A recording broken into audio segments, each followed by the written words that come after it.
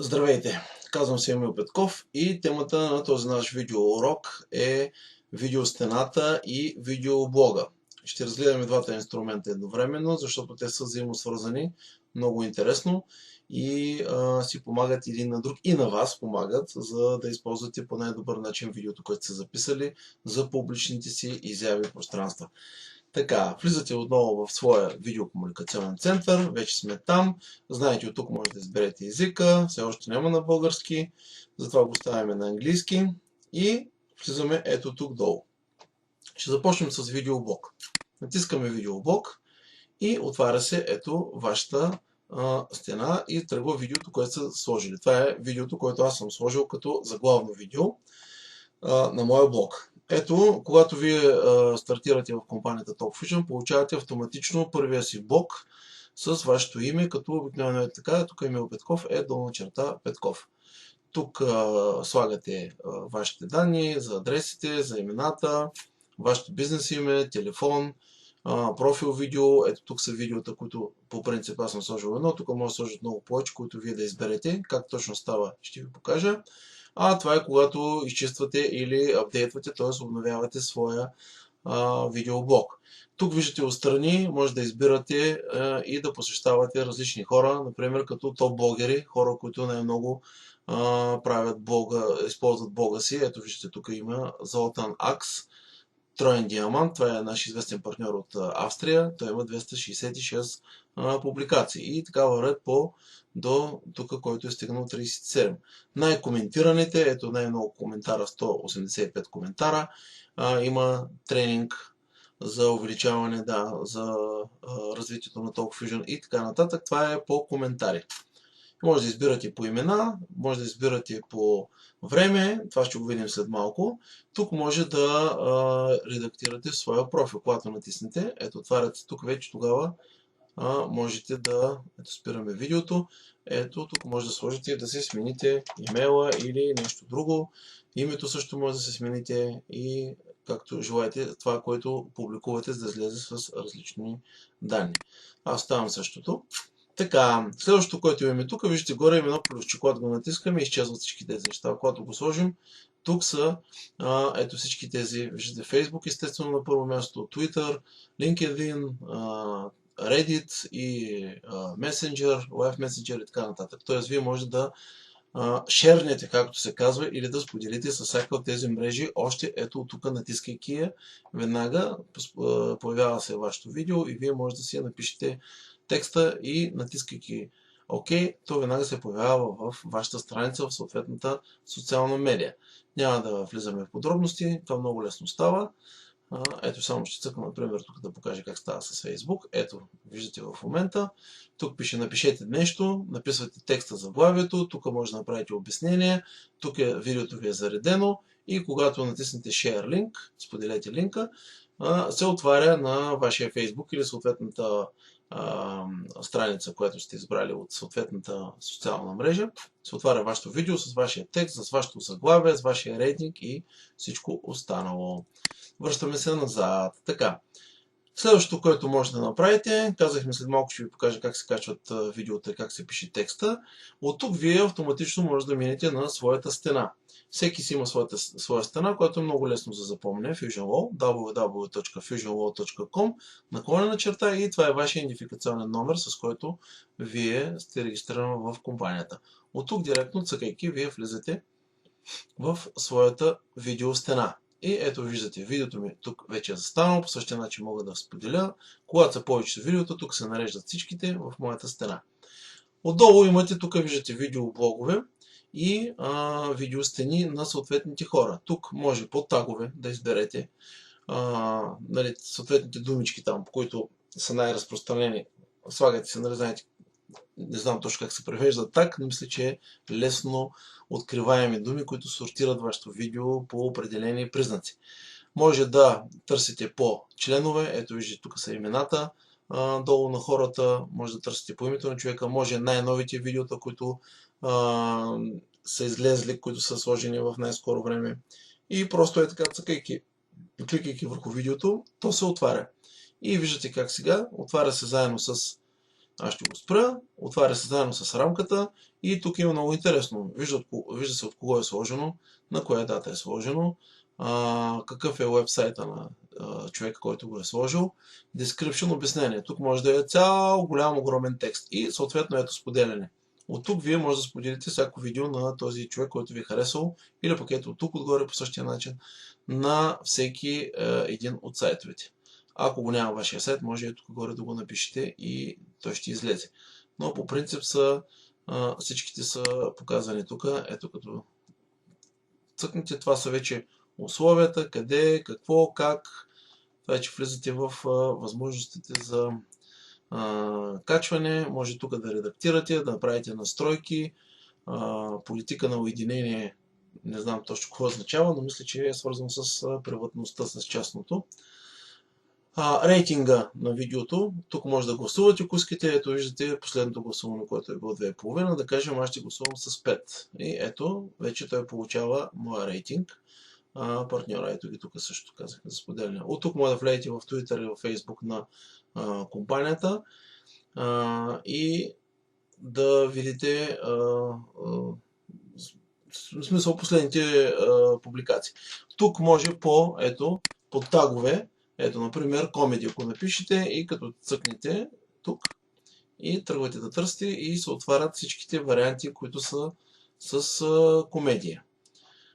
Всичко, което е заредено на различни смешни неща от интернет, правени от хората, от филмчета и така нататък и така нататък. Така, връщаме се назад и още веднъж връщаме се ето в нашата страна. Виждате, тук пише Емил Петков. Тук са вашите видео, трябва да са наредени. Тук по същия начин може да търсите по таг или по заглавие. Така, как става сега самото качване на видеото и как може да заредите тук. Ще влезем ето така, няма да затварям този прозорец, за да видите как става. Връщаме се обратно в видеокомуникационен център. Помните, че когато ви показах за видео имейла, тук има видеобиблиотека. Това е вашата библиотека, това е професионалната, тук са вашите рамки. Когато искате да качите ваше видео, ето тук цъквате на вашата библиотека. И да предположим, че искам това видео да го кача в моя блог или на моята стена. Виждате, тук веднага ви излиза, всички данни ви излизат. Кога е записано? Ето на 25 февруари 2013 година. Заглавие. Така, какъв е статусът? Частен. Може да го постнете, т.е. да го качите на вашия уебсайт, ако имате допълнителен уебсайт. Може да споделите видеото, тук по същия начин става споделяне, както там с другите стени. Ето тук вече може да напишете. Така, спирам видеото. Ето тук може пак да си направите рамка, може да си направите, ето тук използвайте рамката, която сте подготвили. Така, и ето виждате тук сега с тази рамка вече може да го шернете, да го споделите. Виждате, отваря ви се тук страницата и вече, когато рамка, когато видео сте качили, може да го споделите във всяка една страница. Затваряме тук и се връщаме обратно. Така, може да го изтриете или да го изтеглите, download. Защо? Например, ако сте записвали от своята видеокамера директно на компютъра си, директно в някои от инструментите с рамка, вашето видео се записва в облака, записва се на сървърите на компанията и то стои там, вие може да го ползвате във всеки един момент, но ако искате да го ползвате просто като видео и си го качите в вашия компютър или го спратите на някой или да си го съхраните просто като видео без рамки и без нищо в началния му вид, ето тук натискайки download, ето, виждате как веднага, ето тук се изтегля, сега започва да го изтегля, когато стане цялото зелено кръгчето тук, ще видим, ще се изтегли в определената папка, която съм избрал, както всяко едно обикновено нещо. Но, да се върнем на най-важното. Как да променим, как да публикуваме вашето видео, да публикувате вашето видео в вашия блог или на вашата страница. Ето виждате, тук пише статус частно. Тук можем да променим този статус. И сега малко бавничко зарежда, интернета нещо виси. Така, ето. И виждате. Значи, обращение за бонуса, това е към моите партньори, които съм направил, метки или тагове. Така, обращение, реч, бонус, може да напишем ето бонус. Така, само че го написах. Може да се пише на български, ето бонус. И други думи, които ще му дадат възможност да се прехвърли към необходимата група, което или към ваш отделен блок или стена, в зависимост от това с какви хора, за кого е предназначено. Така, описание. Тук може да напишете един голям текст. Аз съм написал, тук писах на руски. Може на всякакъв език да пишете. И тук може да пишете някакво описание. Ето така, примерно. И след това направете го публично. Натискате ето тук. И вижте Video Settings Updates. Т.е. вашата настройка е променена. И сега, когато се върнем обратно, ще видим, че тук вече пише статус публик. Т.е. видеото вече е заредено. И сега, само че то няма да се покаже, значи ще трябва да затворя. Ще затворя, ще влезем отново, за да видите, че сега се е появило новото видео. Тук междувременно долу се изтегля другото видео. Така, влизаме в стената. И ето, виждате го видеото, което току-що заредих. И сега, когато кликна върху него, само момент, че зарежда. Така, може да го гледате като видео, може да го отворите в рамката, в която е сложено. Ето така. Ето съм го сложил в тази рамка. Ще го спра на пауза. И вижте, отново може да го споделите. Пише отгоре заглавието. Ето тук пише Емил Петков, коя дата, какъв е моят сайт и description или описание. Ето аз тук натиснах едни буквички. Тук може да напишете голям текст, чак ето до тук долу и още по-надолу. Както пожелаете. И вие вече сте в вашия блог. Вашето видео вече е на стената и в блога. Сега обаче, понеже това е частно обращение и аз не искам то да бъде публикувано, тогава се връщаме обратно ето тук и сменям още веднъж. Ето, виждате, тук пише статус публично. Редактирай и казвам ето. Значи, ако искам да сменя текста или нещо да променя и пак да го запазя публично, пиша, слагам всичко, което съм решил и след това, пак така ще напиша после, сега се получи. Така и тук натискате Keep Public, т.е. задръжте го пак да бъде публично, т.е. да бъде на стената или на блогове. Ако искате да го върнете, направете го частно. Ето трак, връщате обратно. Малко време му трябва да зареди и отново вашата настройка е заредена. И вижте, отново е частно. Сега, когато влезете, в момента е запазено, защото аз съм го оставил отворено, но ето сега ще видите пак. Влизаме обратно в блога. Влизаме в нашата стена. В моята в момента. И ето виждате, останало е само това видео, първото, което бях качил, другото вече го няма. Така може да се слагате, да си качвате, да споделяте, да пишете, да участвате в блоговете и в блогерите и да видите какво става. Ето, когато натиснете видеоблог, вижте, отваря се с всички блогове. И тук отново може да избирате по заглавие или пък да влезете и да видите какво е написал. Ето на 13 март 2013 година. Това практически е днес. Натискаме ето тук да видим кой е сложил. Ето, това е блог на някой човек, който, виждате, това е неговото поздравление, което той е написал. Тук има тези така наречените прикрепки, нали, ето интернет, учиться, нали, обучение, бизнес и така нататък, коментари могат да се слагат и това са видеота на човека. И когато кликнете върху някое видео, ето, то му се отваря ето така. Къде беше? Само секунда, не го отвори. Така.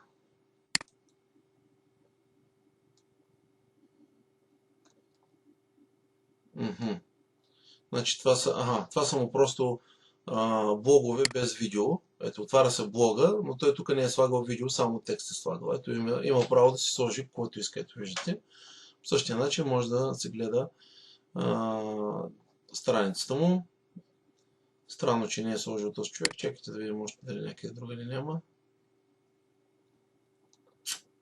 Няма. Той така е решил да си го направи. Само ето снимки, сложил си данните. Това фактически той си говори като един обикновен блог. Така е решил човека, така си го прави. Няма никакъв проблем. Ето сега ще влезем в някой друг блогер.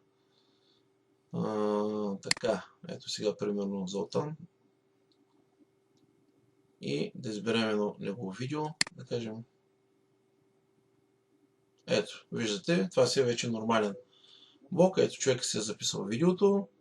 Отдолу виждате URL адреса, който се запазва автоматично. Вие тук може да го копирате и да го изпратите във всеки един сайт или някъде другаде, да го дадете само като линк, а не даже като видео. Така ето текста тук отдолу, човека си го е сложил. Ако искате също да го видите, ето тук по този линк може да се влезе да си види профил, може да проверите и така нататък и така нататък. Мисля, че показахме основните неща. Има още допълнителни такива дреболики, които са интересни за играчка, но те вече всеки, който иска да си го води и да го прави, може да го усвои. Аз лично за 15 минути, прочитайки инструкцията и влизайки тук-таме на принципа на научното ръчкане, както се казва, мушкайки тук-таме, го научих много бързо колко се прави. Така че всеки един инструмент може да се научи бързо. Тези уроци, които в момента ви предоставям, имат за цел да ви дадат 90% от информацията, за да не търсите основните неща. Оттам нататък вече оставям удоволствието да се поровите и също да си поиграете допълнително. Ами, това е във връзка с тези два чудесни инструмента. Ето ги тук, това са видеота, които аз съм записвал. Може по страниците да си избирате най-старите, тук са най-новите, естествено. Тук пише информация как да се използва всичко това.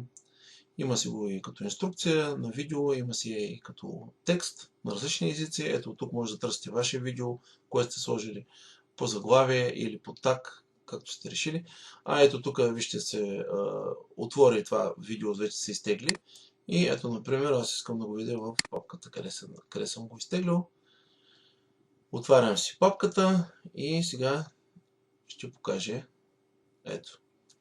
В Download, ето къде ми е видеото. От тук мога да си го взема вече, да си го преместя във всяка една друга папка, която аз искам. И да го направя вече свое видео. Това е, което исках да ви кажа по тези инструменти. На това приключваме. Благодаря за вниманието и продължаваме по-нататък.